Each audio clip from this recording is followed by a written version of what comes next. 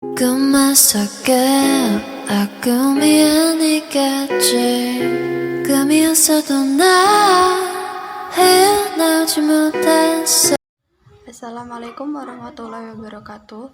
Perkenalkan, nama saya Cynthia Rahmaturiska. Saya mahasiswa dari Universitas Muhammadiyah Kudus. Saya dari kelas D. Di sini saya akan mempresentasikan tentang asuhan keperawatan retardasi mental anak atau keterbelakangan mental anak. Baik, yang pertama yaitu dari definisi retardasi mental itu. Menurut WHO, retardasi mental ialah suatu keadaan perkembangan mental yang terhenti atau tidak lengkap, yang terutama ditandai dengan adanya kendala atau impairment keterampilan atau kecakapan selama perkembangan, sehingga berpengaruh terhadap inteligensia, yaitu kemampuan kognitif, bahasa, motorik, dan juga sosial. Kemudian menurut DSM-6 1994, retardasi mental adalah gangguan yang ditandai oleh fungsi intelektual IQ yang di bawah rata-rata. IQ yang normalnya yaitu 70 atau lebih rendah bermula sebelum usia 18 tahun, disertai dengan perilaku adaptif. Kemudian yang kedua ada etiologi. Penyebab atau etiologi retardasi mental itu terdiri atas beberapa kelompok. Yang pertama yaitu penyebab organik.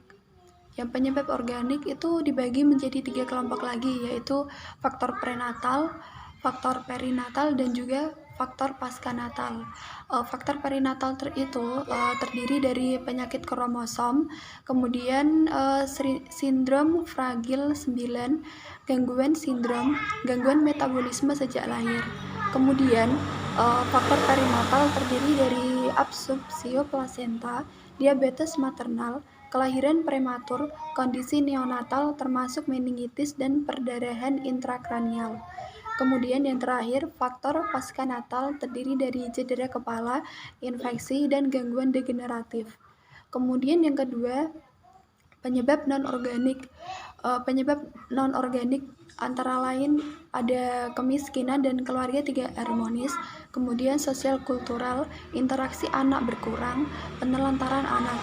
Kemudian gangguan psikiatris berat, yaitu retardasi mental dapat juga disebabkan oleh gangguan psikiatris berat dengan deviasi psikososial atau lingkungan.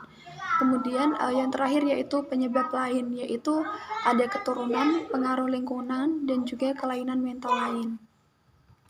Kemudian lanjut ke tanda dan gejala.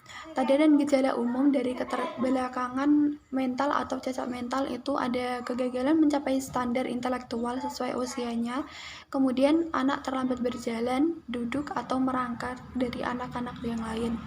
Kemudian ada kesulitan dalam berbicara, termasuk anak terlambat bicara atau berbicara dengan tidak jelas. Kemudian gangguan pada ingatan. Lalu sulit mengerti konsekuensi dari suatu aksi. Kemudian tidak mampu berpikir secara logis. Yang terakhir, perilaku kekanakan yang tidak konsisten dengan usianya. Lanjut, komplikasi dari retardasi mental. Yang pertama yaitu ada cerebral palsy, kemudian gangguan kejang, lalu yang ketiga gangguan kejiwaan, yang keempat gangguan konsentrasi atau hiperaktif, yang kelima defisit komunikasi, dan yang terakhir ada konstipasi. Lalu ada pemeriksaan penunjang dibagi menjadi 3, yaitu pemeriksaan kromosom, pemeriksaan urin, serum atau titer virus, dan yang terakhir yaitu tes diagnostis seperti EEG, CT scan untuk identifikasi abnormalitas perkembangan jaringan otak, injuri jaringan otak atau trauma yang mengakibatkan perubahan. Kemudian ada penata laksanaan medis. Penata laksanaan medis itu ada beberapa obat yang dapat digunakan. Yang pertama yaitu obat-obat psikotropika, yaitu terdiri dari thioridazine, melaril untuk remaja dengan perilaku yang membahayakan diri sendiri. Kemudian ada obat psikostimulan, yaitu untuk remaja yang menunjukkan tanda-tanda gangguan konsentrasi atau gangguan hiperaktif. Kemudian ada obat antidepresan atau imipramine dan tofranil. Kemudian obat carbamazepine yaitu ada tegrevetol dan propanolol atau Inderal. Kemudian, diagnosa keperawatan yang muncul, yang pertama yaitu perubahan proses berpikir berhubungan dengan adanya perubahan fisiologi anak. Kemudian yang kedua, kerusakan mobilitas fisik berhubungan dengan penurunan kekuatan atau tahanan. Kemudian, intervensi keperawatan, yang nomor satu yaitu diagnosa keperawatannya, perubahan proses berpikir berhubungan dengan adanya perubahan fisiologis pada anak. Kemudian tujuannya yaitu agar proses berpikir kognitif dapat teratasi. Lalu kriteria hasil dari diagnosa yang pertama itu mempertahankan atau melakukan kembali orientasi, mental, dan realisasi biasanya. Kemudian ada intervensi, yaitu intervensi bisa dilakukan secara mandiri, yaitu kaji rentang perhatian, kebingungan, dan catat tingkat ansietasnya. Kemudian kurangi stimulus yang merangsang kritik dan negatif, argumentasi dan juga konfrontasi. Yang terakhir dari intervensi itu yaitu hindari meninggalkan pasien sendiri ketika mengalami agitasi, gelisah, ataupun berontak. Kemudian rasionalnya, yang pertama, rentang pertahanan atau kemampuan untuk berkonsentrasi mungkin memendek secara tajam, yang menyebabkan dan merupakan potensi terjadinya ansietas yang mempengaruhi proses berpikir pasien. Kemudian yang kedua, menurunkan resiko terjadinya peningkatan emosional pada anak.